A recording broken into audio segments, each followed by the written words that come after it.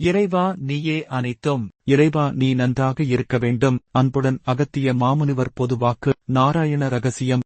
ஏக புக ருத்ராட்ச ரகசியம். உடல் சீராக இருப்பதற்கு மருத்துவ ரகசியம். கழிவுகள் நச்சுக்கள் உடலில் இருந்து வெளியேறும் ரகசியம். கூழாங்கல் நடைபயிற்சி ரகசியம். தேங்காய் எண்ணெய் ரகசியம். கண்திருஷ்டி தீர்வினை ரகசியம். சித்தனருள் 1810. அன்புடன் அகத்தியர் பொதுவாக்கு. வணக்கம் அகத்தியர் அடியவர்களே. நம் குருநாதர் அகத்திய பெருமான் தனிநபர்களுக்கு உரைக்கும் வாக்குகளிலும் பல்வேறு ரகசியங்களை உரைக்கின்றார்.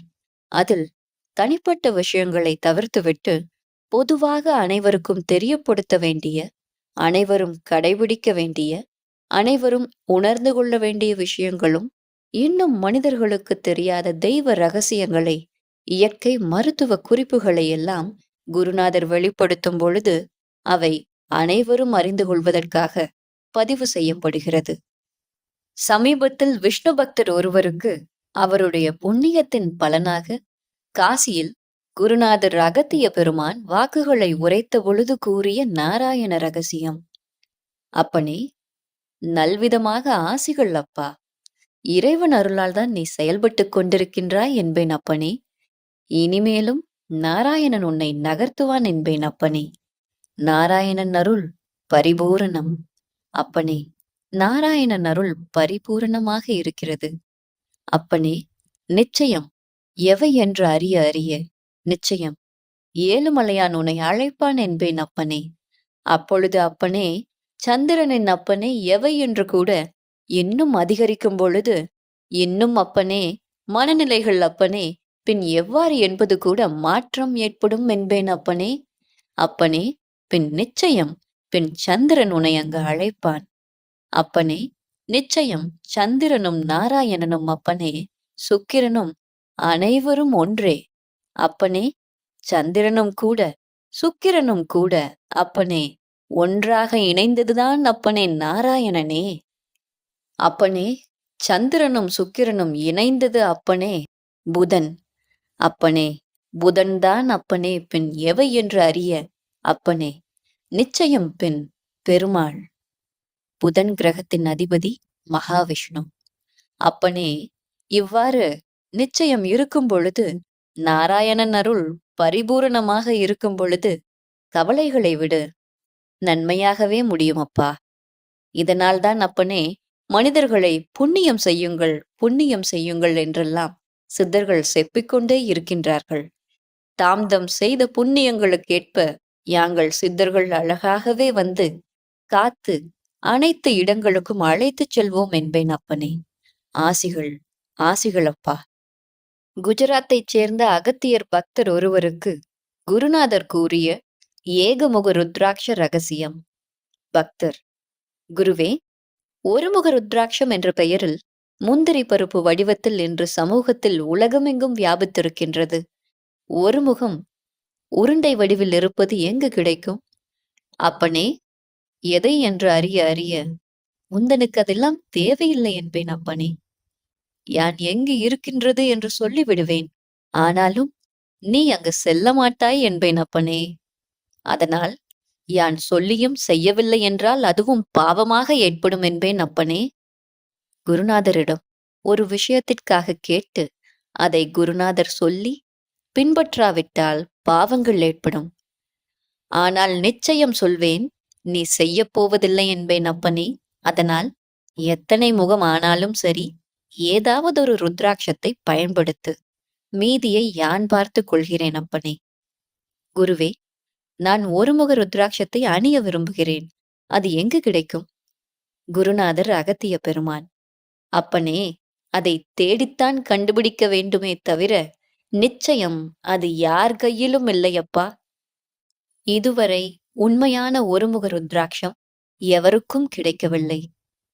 அப்பனே, எவை என்று அறிய அறிய அப்படி இருந்தாலும் அப்பனே, ஈசனே அதை மறைத்து விடுவான் என்பேன் அப்பனே. ஏனென்றால் பின் அதாவது அந்த ருத்ராட்சம் கைக்கு வந்துவிட்டால் இவ்வுலகத்தையே வசியப்படுத்தி விடலாம் என்பேன் அப்பனே. ஒரு அடியவருக்கு குருநாதர் கூறிய வாக்கில் அவரது குடும்பம் முழுவதும் கண் திருஷ்டியால் பாதிக்கப்பட்டிருக்கின்றது. அதற்கு தீர்வாக குருநாதர் கூறிய வழிமுறைகள். அப்பனே, நல்முறையாக இல்லத்தில் பைரவனை வளர்ப்பது சிறந்தது. வீட்டில் கருங்காலி கட்டையை ஏதாவது ரூபத்தில் வைத்துவிட அப்பனே. அப்பனே, ஏலக்காய், பச்சை கற்பூரம், கிராம்பு இவற்றை நசுக்கி வெற்றிலை பாக்கில் வைத்து தன்னிடத்தில் வைத்துக் கொண்டால் இவையெல்லாம் வராதப்பா. துணியில் சுற்றி எடுத்துக்கொண்டு செல்லப்பனே. ஏலக்காய், பச்சை கற்பூரம், கிராம்பு இவற்றை பொடியாக்கி வெற்றிலை பாக்கில் மடித்து வைத்து ஒரு சிறிய துணியில் கிளி போல சுற்றி வெளியே செல்லும் பொழுதும் தொழில் மற்றும் எல்லா காரியங்களுக்கும் செல்லும் பொழுதும் தன்னுடன் வைத்துக்கொண்டு சென்றால் கண் திருஷ்டி, எதிர்மறை ஆற்றல் அண்டாது. தினமும் இவற்றை மாற்றிக்கொள்ளலாம். ஆற்றிலோ குளத்திலோ இவற்றை எரிந்துவிட வேண்டும். அது மட்டும் இல்லாமல் பேய் விரட்டி மூலிகையும் கூட வைத்துக் கொள்ளலாம் என்பேன் அப்பனே. அது மட்டும் இல்லாமல் அடிக்கடி உணவில் வெண்பூசணியை சேர்த்து கொண்டே வந்தால் அப்பனே கண் திருஷ்டி அண்டாதப்பா. உடலில் நோய் நொடிகள் வராமல் உடல் சீராக இருப்பதற்கு குருநாதர் ஒரு அடியவருக்கு கூறிய ரகசியம். அப்பனே, ஏதாவது பழமையான சிவாலயங்களுக்குச் சென்று அந்த லிங்கத்திற்கு நீரால் அபிஷேகம் செய்து அந்த நீரை குடித்து வந்தாலே போதுமானதப்பா. அப்படி இல்லை என்றால் அப்பனே, பஞ்சலோகத்தினால் ஆன சிவலிங்கத்தை வீட்டில் பூஜித்து அந்த லிங்கத்திற்கு நீரால் அபிஷேகம் செய்து அந்த நீரை அருந்தி வர வேண்டும் என்பேன் அப்பனே. இதனால் பல குறைகள் தீரும் என்பேன் அப்பனே. உடலில் யூரிக் ஆசிட் அதிகப்படியாக உற்பத்தி ஆவதால் உடல் பருமன் மற்றும் சோர்வு ஏற்படுவதற்கு குருநாதர் ஒரு அடியவருக்கு கூறிய மருத்துவ ரகசியம். அப்பனே, நல்முறையாக அனுதினமும் உணவில் சுரைக்காயை சேர்த்துக்கொள் அப்பனே. இதை தன் உணவில் சேர்த்து வந்தாலே இதற்கு நல்ல தீர்வு கிட்டும் என்பேன் அப்பனே. அனுதினமும் நிச்சயமாக நீ சுரைக்காயை உணவில் சேர்த்துக் கொள்ள வேண்டும் என்பேன் அப்பனே. நிச்சயம் அனைத்தும் மாறும் அப்பனே. குருவே, நான் சுரைக்காய் சாப்பிட்டால் ஜலதோஷம் ஏற்படுகின்றது குருவே. அப்பனே, நிச்சயம் அறிந்தும் எவை என்று அறிய அறிய அவைதன் கூட எடுத்துக்கொண்டே வா. அப்பனே, கவலைகளை விடு. அவை மட்டுமில்லாமல் நிச்சயம் தன்னில் கூட ஜலதோஷத்துக்கு பதிலாக பின் திரிகடுகம் எடுத்துக்கொள். ஒரு அடியவர் சில தவறான தீய பழக்கத்தினால் அவருடைய வயிற்றில் பிரச்சனை, உறக்கமின்மை, கல்லீரல் வீக்கம், அடிக்கடி கட்டுப்பாடின்றி சிறுநீர் கழித்தல் போன்ற குறைபாடுகள் இருக்கின்றது. அதற்கு குருநாதர் கூறிய தீர்வு. அப்பனே, முதலில் பாகற்காய் சாற்றினை தொடர்ந்து 15 நாட்கள் குடித்து வர வேண்டும் என்பேன் அப்பனே. இதனால் பல கழிவுகள், நச்சுக்கள் உடலிலிருந்து வெளியேறும் என்பேன் அப்பனே. முதலில் இதை செய் அப்பனே.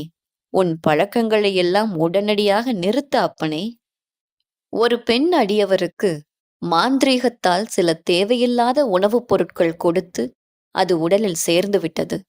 அது அவருக்கு பல வகையிலும் துன்பத்தையும், தூக்கமின்மை, துர்சொப்பனங்கள், அதாவது கெட்ட கனவுகள், உளச்சோர்வையும், நல்முறையாக பக்தியை செலுத்த முடியாமல் பல கஷ்டங்கள் அந்த பெண்மணிக்கு. குருநாதர் அகத்திய பெருமான் இதற்கு கூறிய தீர்வு.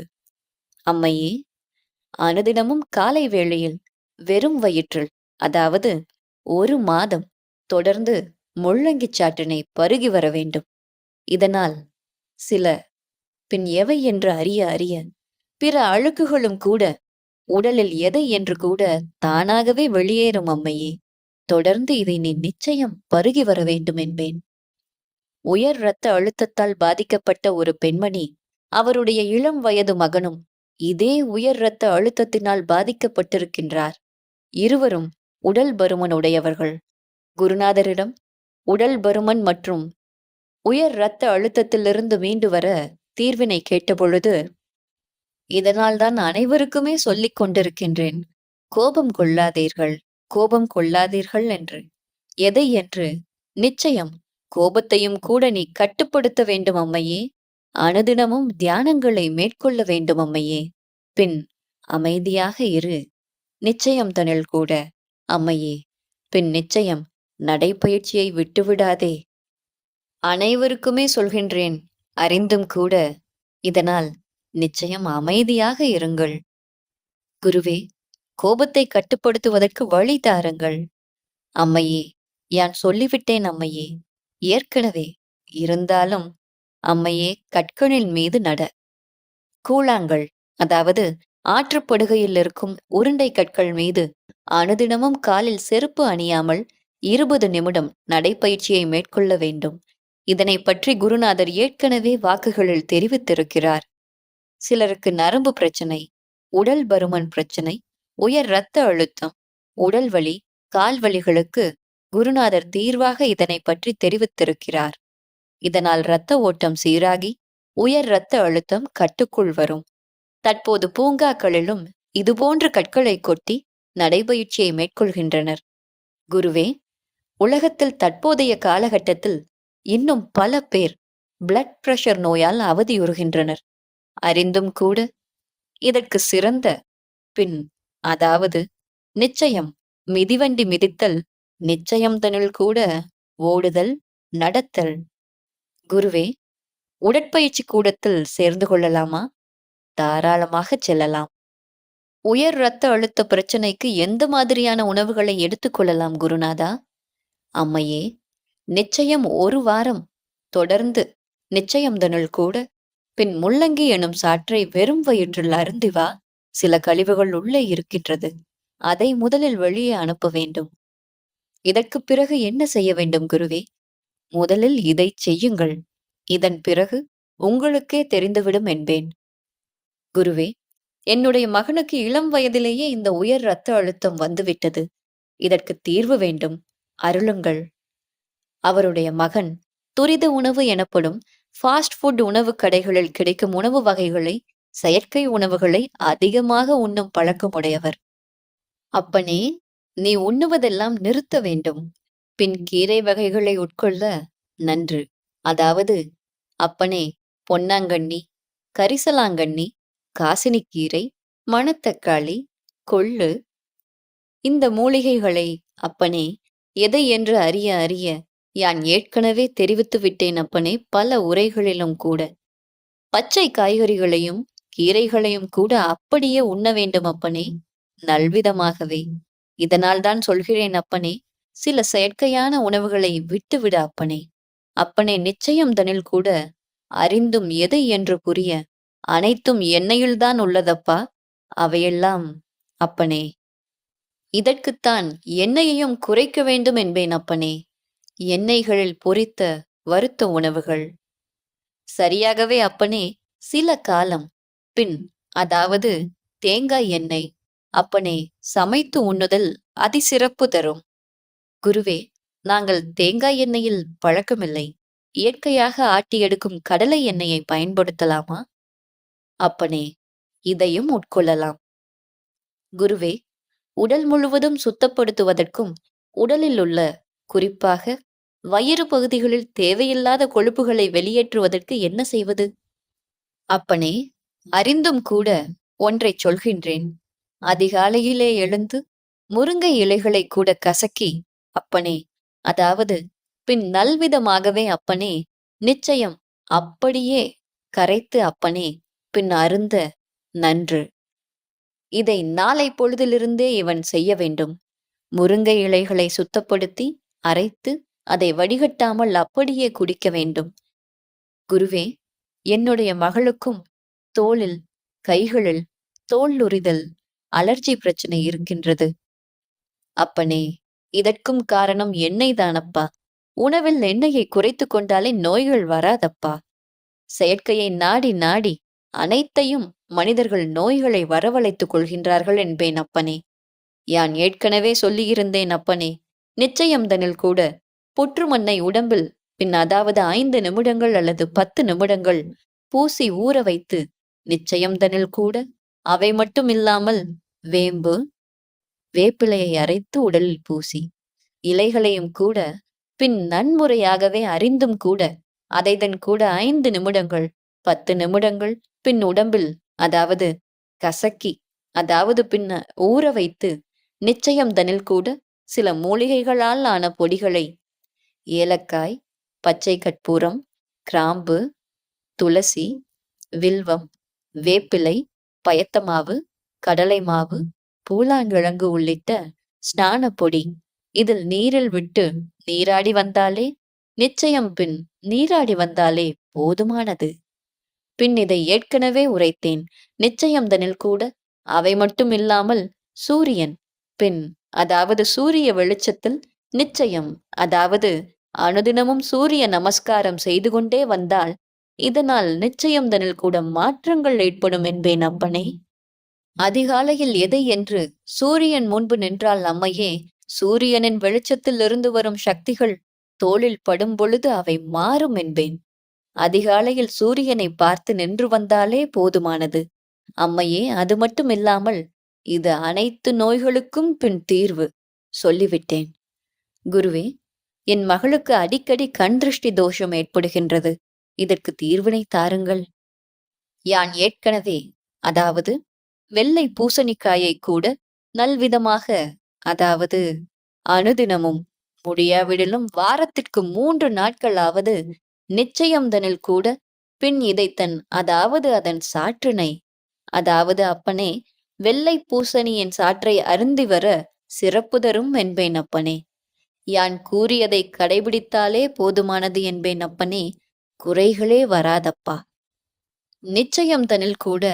ஆனாலும் யான் சொல்லியதை சில விஷயங்களை கூட, அதாவது சிலவற்றை கூட மறந்து விடுகிறார்கள், கடைபிடிப்பதில்லை அப்பனே. அதனால்தான் நிச்சயம் நீண்ட வாக்குகளை யான் செப்புவதே இல்லை அப்பனே. இதனால் இதை செய்திட்டு வந்தால் என்னென்ன ஏது என்றெல்லாம் பின் யான் செப்பி உயர வைப்பேன் அப்பனே. ஆசிகள், ஆசிகள்.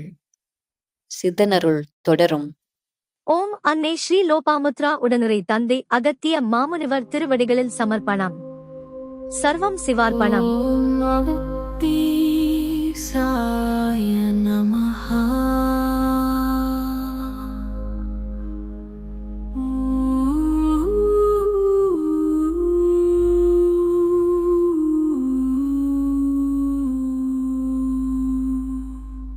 ஓம் அகத்தீசா.